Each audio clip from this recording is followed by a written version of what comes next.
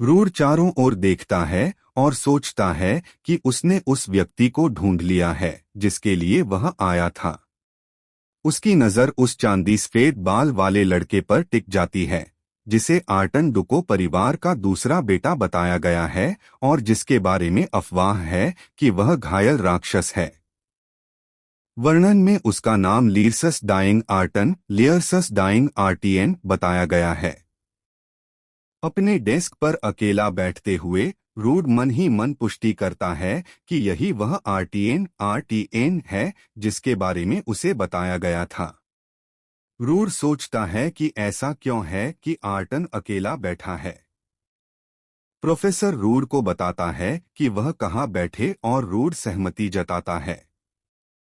जैसे ही रूड आर्टन के डेस्क को देखता है उसे याद आता है कि अफवाहें थीं कि लड़के को राक्षस कहा जाने के कारण चोट लगी थी और वह सोचता है कि यह लेबल क्यों लगाया गया। रूड तय करता है कि पहले वह कक्षा की स्थिति का आकलन करेगा और कुछ समय के लिए चुपचाप निरीक्षण करेगा। अचानक एक आवाज उसे अभिवादन करती है जिससे वह चौंक जाता है। पीछे खड़ा नीले बालों वाला लड़का खुशी खुशी रूड को उसकी क्षमता के लिए पुकारता है।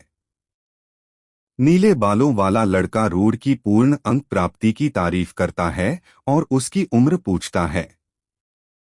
रूड बताता है कि उसकी उम्र 15 है और लड़का कहता है कि वह सच में छोटा है। लड़के ने अपना नाम दियोबरुसे बताया और रूड से कहा कि उसे डियो बुलाएं।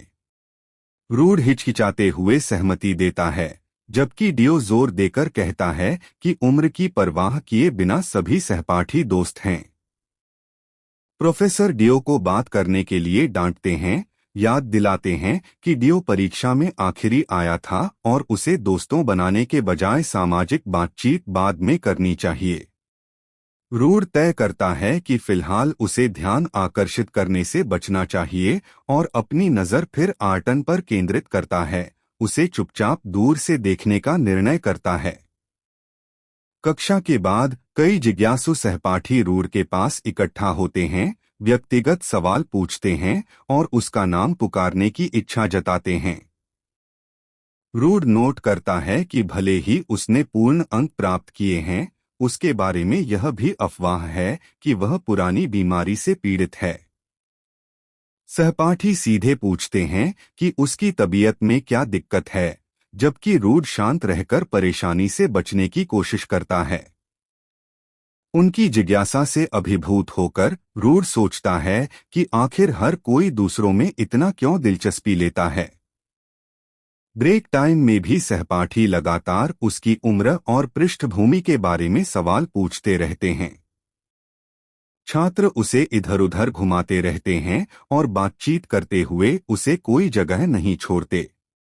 रूड अनुमान लगाता है कि यह सारा ध्यान इसलिए है क्योंकि यह उसका पहला दिन है और वह शालीनता से जवाब देता है कि क्या वह बीमार है। डियो भीड़ में से निकलकर कहता है कि उसे रूड को स्कूल में दिखाने का महत्वपूर्ण काम है और बाकी सहपाठी भी उसके पीछे चलने की जिद करने लगते हैं। रूड चुपचाप खड़ा रहता है जबकि अन्य उसके साथ जाने के लिए बहस करते हैं। जब वह पीछे देखता है तो नोट करता है कि आर्टियन पहले ही अपनी सीट छोड़ चुका है। रूड सोचता है कि आर्टियन कहाँ गया, तभी डियो उसका कंधा पकड़ता है। डियो उत्साहपूर्वक घोषणा करता है कि वे दोस्त बनकर साथ चलेंगे, जबकि रूड सोचता है कि वे कब दोस्त बन गए। समय बीतता है और वे भव्य कैंपस में घूमते हैं। डियो रूड को एक पुल पार कराते हुए समझाता है कि स्कूल बहुत बड़ा है और शुरू में वह खो सकता है, लेकिन जल्दी ही उसे एडजस्ट हो जाएगा। डियो जोड़ता है कि रूड ऐसा नहीं लगता जो मुश्किल में फंसे और फिर से कहता है कि उसे सिर्फ रूड ही कहे। रूड उदासीन होकर कहता है कि जैसा चाहो वैसा करो। डियो बताता है कि हेलियोस में गैरकुलीन के रूप में प्रवेश करते समय वह कितना नर्वस था और उसने सोचा था कि स्वीकृति मिलने पर खुशियां शुरू होंगी। फिर वह अफसोस जताता है कि वास्तव में कुछ नहीं बदला क्योंकि वह प्रवेश परीक्षा में अभी भी आखिरी आया। डियो रूड की प्रशंसा करता है कि वह अद्भुत है क्योंकि वह पहले कभी पूर्ण अंक पाने वाला छात्र है, और कहता है कि वह अपने आप का बिल्कुल विपरीत है। रूड जोर देकर कहता है कि यह सिर्फ भाग्य की बात थी। रूड डियो को बताता है कि वह भी उसे प्रभावशाली पाता है। वह कहता है कि इतने नए छात्रों में से डियो का आखिरी स्थान प्राप्त करना वास्तव में किसी भी आम व्यक्ति के बस की बात नहीं है। डियो गंभीर तारीफ सुनकर चुप रह जाता है और हल्के अपमान महसूस करते हुए रूड से अनुरोध करता है कि ऐसे सीधे चेहरे के साथ यह न कहे।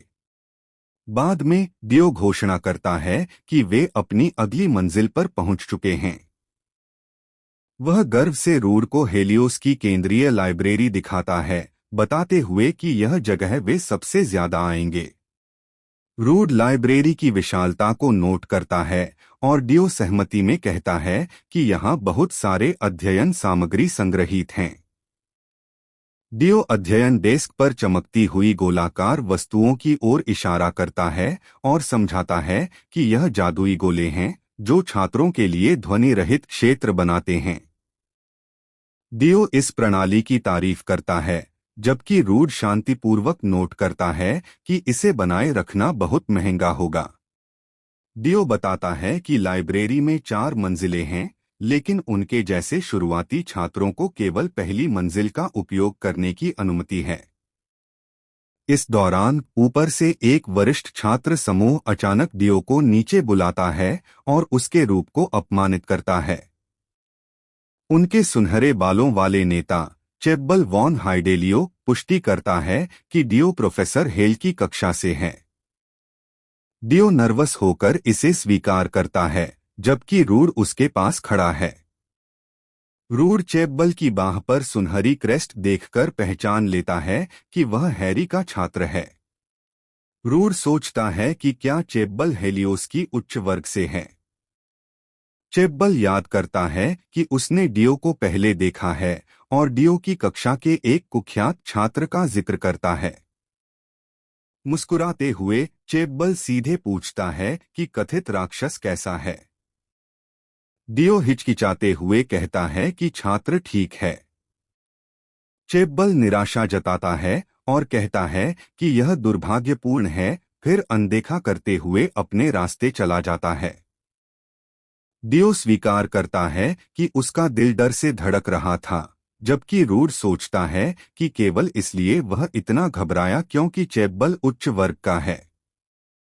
एक चिबी दृश्य में डियो की घबराहट दिखाई जाती है, जो उच्च वर्ग के डर को दिखाता है। डियो रूड को बताता है कि निर्दोष बच्चे अभी नहीं समझते कि अकादमी का पदानुक्रम कितना कठोर है। डियो रूड के कंधों को पकड़कर चेतावनी देता है और कहता है कि वह हेलियोस में बचने के लिए एक महत्वपूर्ण कहानी बताएगा। पहला नियम यह है कि उच्च वर्ग के हेरस का विरोध कभी न करें। वह समझाता है कि हेरस स्कूल द्वारा असाधारण प्रतिभा और क्षमता के लिए मान्यता प्राप्त बहुत ही विशिष्ट समूह है, संख्या 20 से कम है। प्रत्येक हेरस सदस्य इतनी शक्ति रखता है कि वह सैकड़ों सामान्य छात्रों को हरा सकता है और उन्हें विशेषाधिकार और अद्वितीय कौशल प्राप्त हैं। डियो चेतावनी देता है कि उन्हें नाराज करना शांतिपूर्ण स्कूल जीवन का अंत हो सकता है, जबकि रूड सोचता है कि वे अभी भी सिर्फ सोए हुए बच्चे हैं। डियो जोर देता है कि 400 से अधिक छात्रों में से केवल बहुत कम लोग ही हेरस बनते हैं, इसलिए वे आकाश में सितारों जैसे विशेष होते हैं। रूड पूछता है कि दूसरा नियम क्या है। डियो फुसफुसाकर बताता है कि दूसरा नियम है कि चेल वॉन हैडेलियन से विशेष सतर्क रहना। वह स्पष्ट करता है कि चेब्बल वही चमकदार सुनहरे बालों वाला उच्च वर्ग का छात्र है जिसे वे अभी मिले थे। डियो चेब्बल को उच्च जोखिम वाला व्यक्ति बताता है जिसे टालना चाहिए और कहता है कि यदि रूड उससे मिले तो सबसे अच्छा है कि वह शांत रहे, क्योंकि सभी हेरस कुशल हैं, लेकिन उनकी व्यक्तिगतता परेशानीपूर्ण होती है। जब रूड कहता है कि उनकी व्यक्तिगतता निश्चित रूप से भयानक होगी, तो डियो जल्दी से उसे चुप कराता है और खींचकर दूर ले जाता है।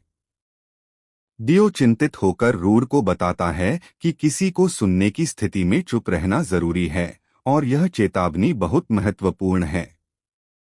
वह समझाता है कि चेब्बल शक्तिशाली हेडेलियो मार्कवी परिवार का वारिस एक प्रसिद्ध हेरस सदस्य है, जिससे प्रोफेसर भी अपराध नहीं करना चाहते और जो क्रूरता से किसी को भी नष्ट कर देता है जो उसके खिलाफ जाता है।